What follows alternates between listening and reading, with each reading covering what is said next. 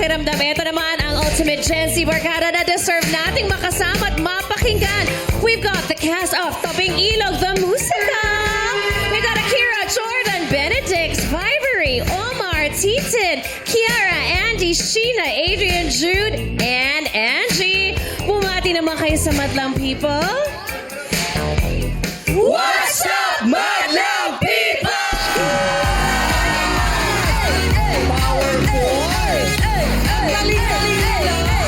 Yes, the power of these very talented artists. Young artists. Ang husay, nakakatuwa. Ang gagaling, di ba? Ang ganda ng mga musika. Ang ganda ng musika. Kay ganda ng ating musika. At ito ay atin, ha? Yes. Sariling atin. At sa habang buhay, awitin natin. Grabe! Nagawa natin yun. Diba? Sino ang random?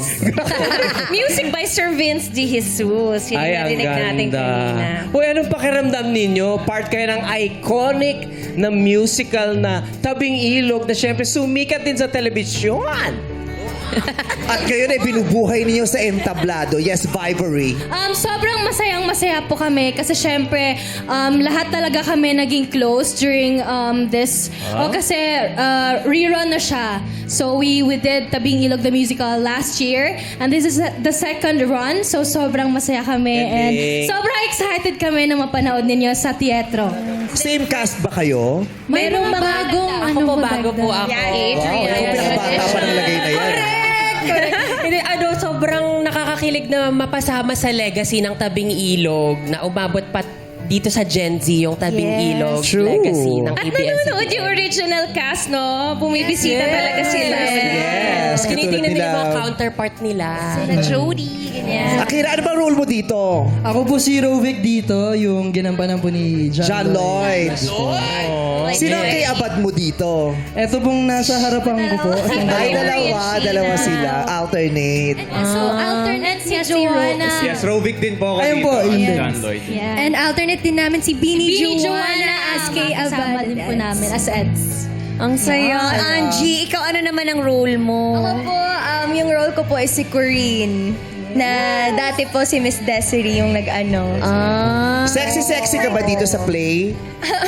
Kasi sa ASAP, ang lala, ang sexy niya tuwing Sunday sa ASAP eh. Oo naman. Oo, nakikipagtimbugan siya kay Chido tuwing Sunday. So sexy din dito? Medj!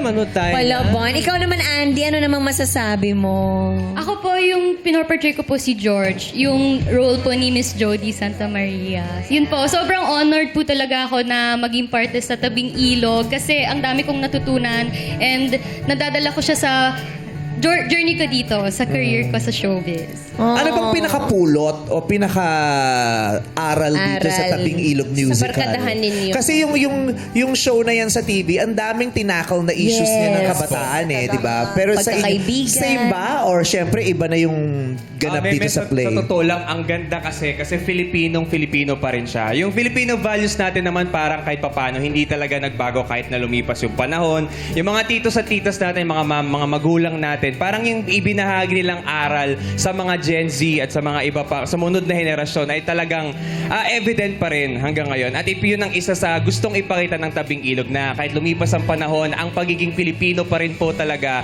Ang puso natin mga Pilipino ay ganun pa rin, parang dati. Yes. Galing sumagot. Kasi nagpa-pageant siya Diba?